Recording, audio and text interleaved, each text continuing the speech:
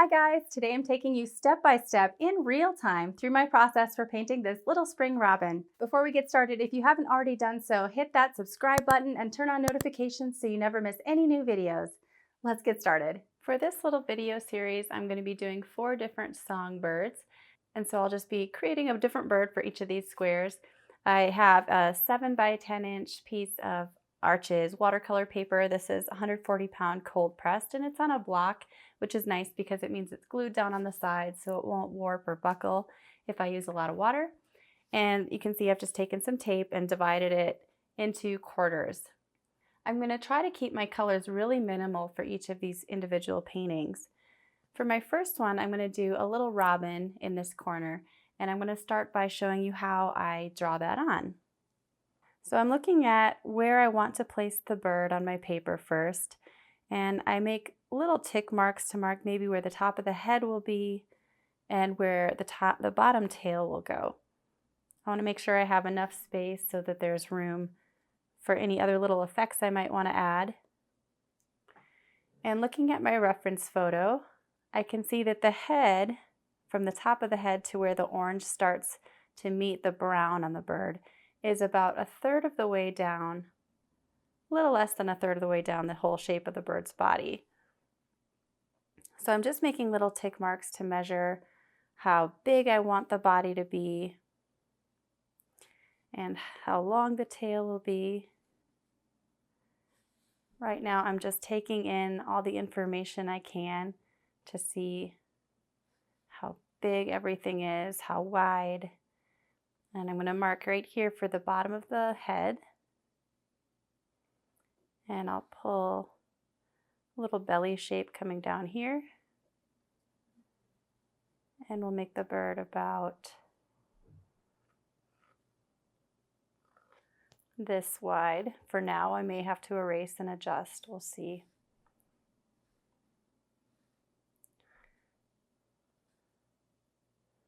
And the beak is right about here. And once I'm happy with how high the head will be, I can reinforce that shape.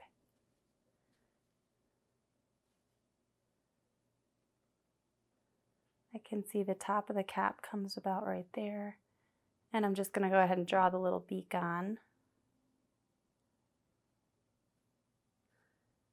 Very light pencil marking for the front because this is going to be a light yellow, and I don't really want my pencil markings to show up.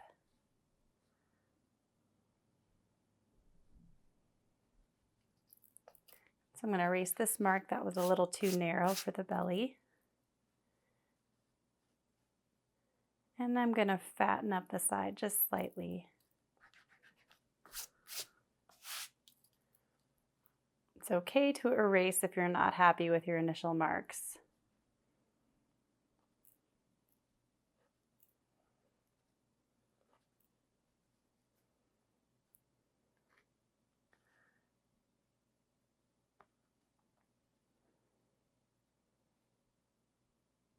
Okay, this wing kind of comes down and curves back towards the tail, and there's a little feather that extends below the belly,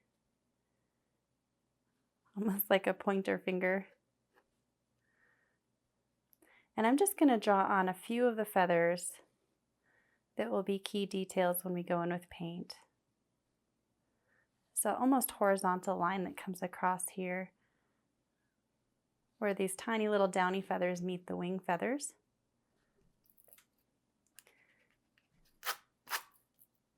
And this very first feather here is a nice oval shape. I'll just articulate the entire curving shape of the wing right there. Okay, so this shape here is going to be an orangey color from about here to here. And I'm going to stylize it slightly. It doesn't have to be exactly like the photo.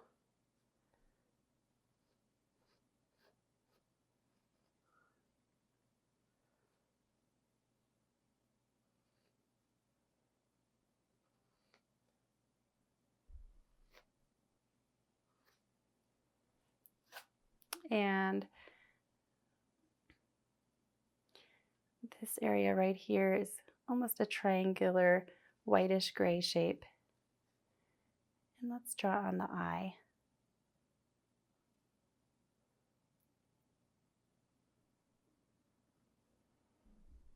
And articulate the highlight. We're going to avoid that with the paint a little later. Paint around it. And let's draw the little tail coming down here.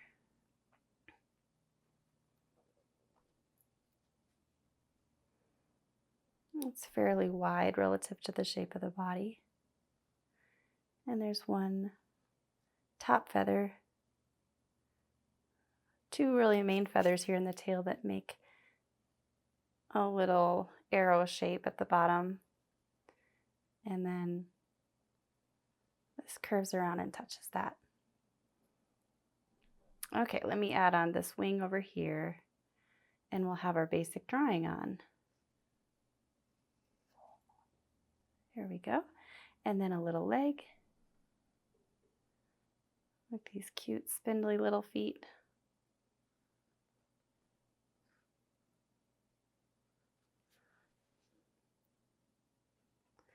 And instead of this metal pole, which is in the picture, I think I'll just make the shape of a branch, something a little more natural looking.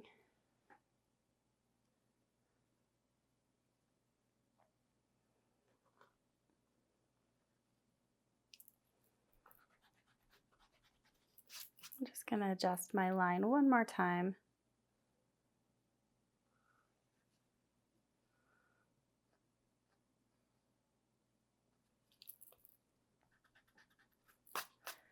Push and pull your drawing a little bit until you're happy with it, because once you start adding paint, that's it. Okay, so there's my drawing. I have a new color on my palette that I actually haven't tried before. It looks red on my palette, but this is actually Winsor Newton Transparent Orange. And so I'm going to try that on this orange area on my bird's head. And I'm also going to use lemon yellow. So because that is the most vibrant colored area on the painting, I'm going to start with that. I'm going to paint inside this shape with clean water first. I'm using a very tiny size 2 Escoda round brush.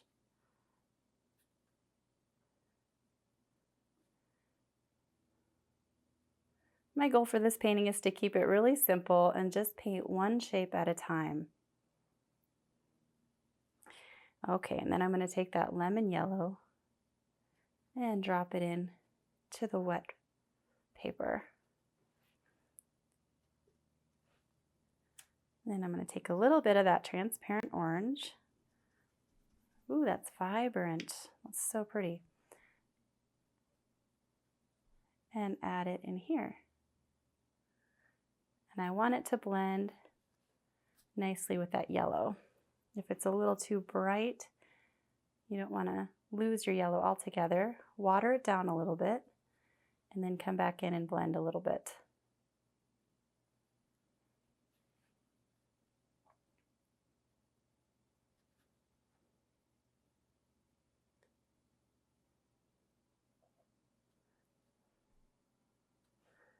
If I want this painting to look a little more illustrative, going with bright colors is always a good option. If you're enjoying this tutorial and really want to take your watercolor skills to the next level, click on the link in the description to check out all of my real-time, fully narrated watercolor tutorials. While you're there, grab my free guide on watercolor basics. It's a 20-page ebook packed with information every watercolor artist needs to know. All right, let's get back to the video.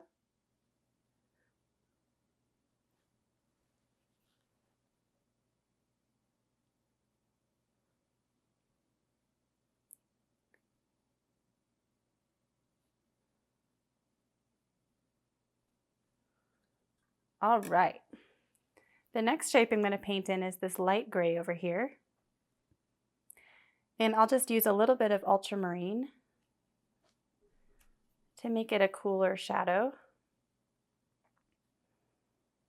And I'm painting right up to the orange so that those two colors just barely touch.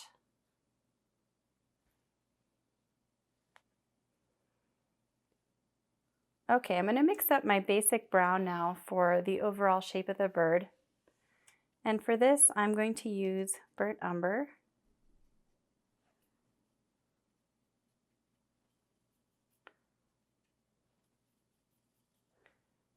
And I'm going to mix in a little bit of ultramarine to neutralize it a little bit so it's not quite so brown. It's kind of this grayish brown almost. Make sure you have enough paint to cover the entire area. And I'm going to go ahead and paint in the top of the head. Again, just touching that light gray. If it is still too wet and starts to bleed, you can take a dry brush and just wipe that away.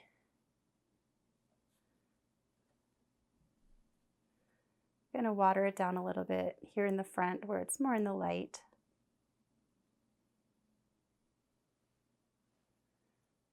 And then just continue to fill in the entire bird. I'm actually going to avoid this feather for now. I think I want a little bit more yellow in the tint of the bird, so I'm taking some yellow ochre and adding that in over here.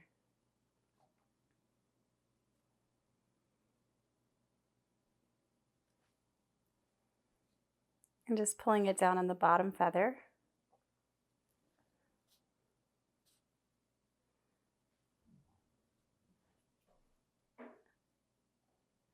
And using my darker brown for the top feather. And I'm just going to avoid a little strip of white right along the edge, which defines the feather for me. I'm going to continue to paint all the way up to the orange here.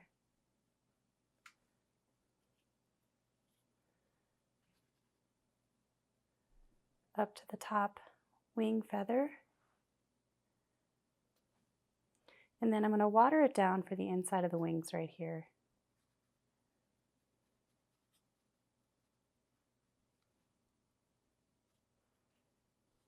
And go a little darker with the bottom wing.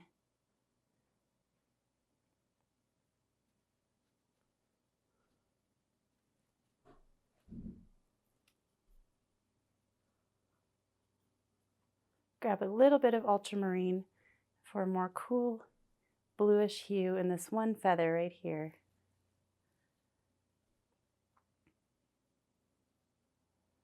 And I'm leaving a strip of white right along the edge of that feather. For this little belly right here, I'm going to use my yellow ochre, water down, and paint that in.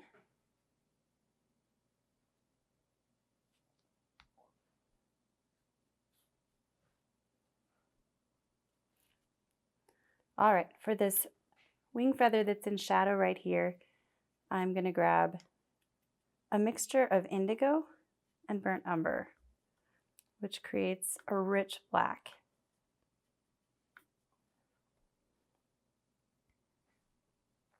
I'm dipping it in water because my paint wasn't flowing quite enough.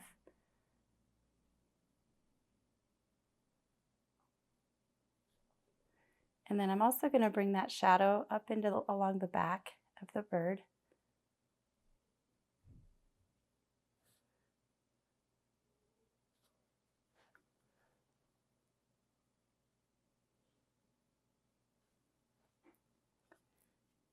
And there's a couple of highlights in the wing here that are catching the light in this curved shape because you can see they're all the individual feathers catching the light.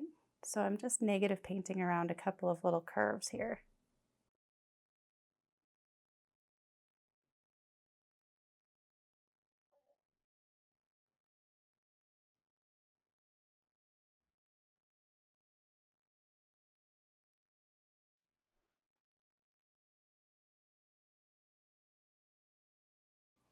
And I'm going to add a little shadow to the top of the head.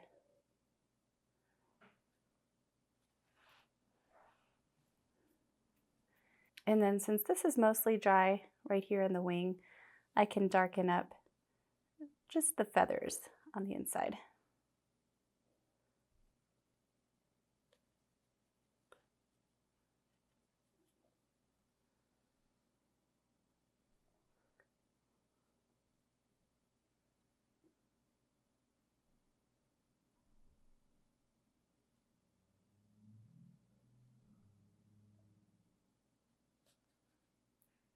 Maybe even pull some of those linear shapes up where I had my pencil markings.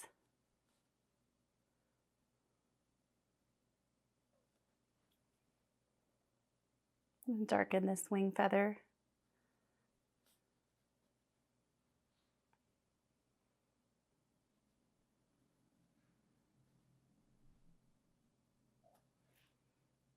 Okay, pretty simple. And then I'm going to darken the tail feathers again as well, just with another layer. This is called glazing, when you take a layer of paint and go over a dry layer underneath.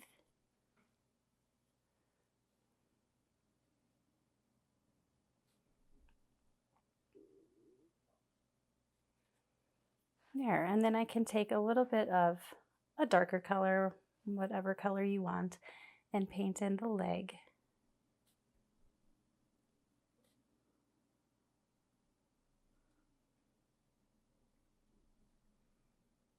And the foot. And just add a couple little fur details in the belly. Feather details in the belly. All right, the last little bit on the bird itself is I'm going to glaze one more time with yellow ochre over the top of these feathers, just to make them slightly more yellowish. I like how that looks.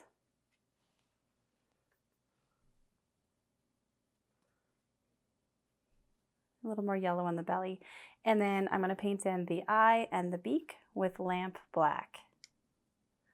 I'm just squiggling my brush here with some water on the paint to loosen it up and get it flowing for me. And the eye, I'm just going to paint very carefully inside of my little circle that I drew, avoiding this little highlight. Highlights are everything, I think. They really bring personality to a creature, help it come alive.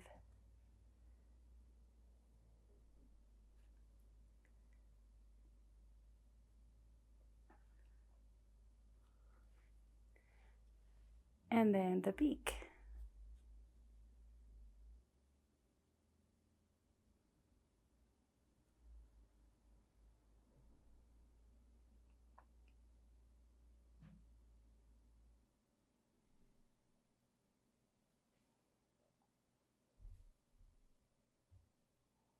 If your paint is having a hard time across this rough cold pressed surface, again, just dab it in the water to get it flowing. And then I'm just going to add a little bit more of a dark shadow on the back of the head.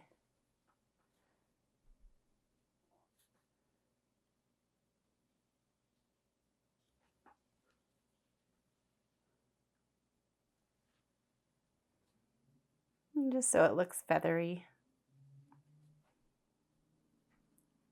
Just kind of scraping my brush along the surface of the paper, using the texture of the paper to mist certain areas so that it looks like feather detail.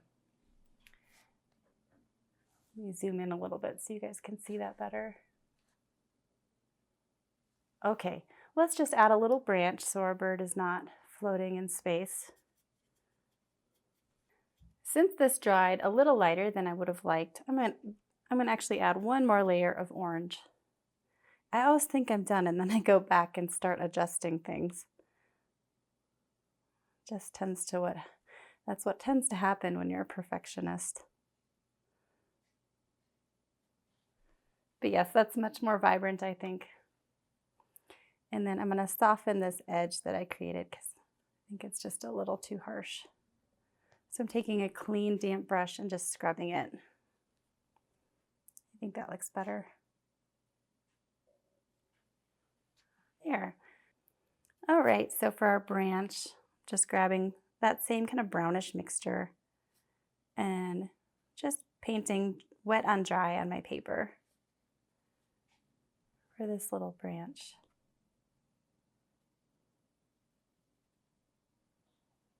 And you can make little branches coming out, whatever you want.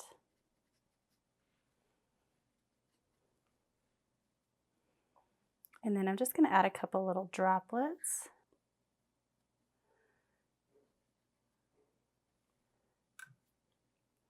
And a little bit of light brown spatter detail. I'm going to go ahead and protect my other paper with some paper towel. You know what? I think I'll do some yellow spatter.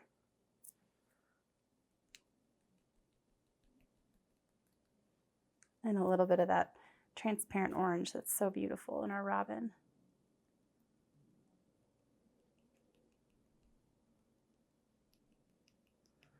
I'm not going to go overboard with it here. And there is our sweet little robin bird. If you enjoyed this video, please hit that like button. Don't forget to subscribe and check out my other bird videos. Thanks for watching.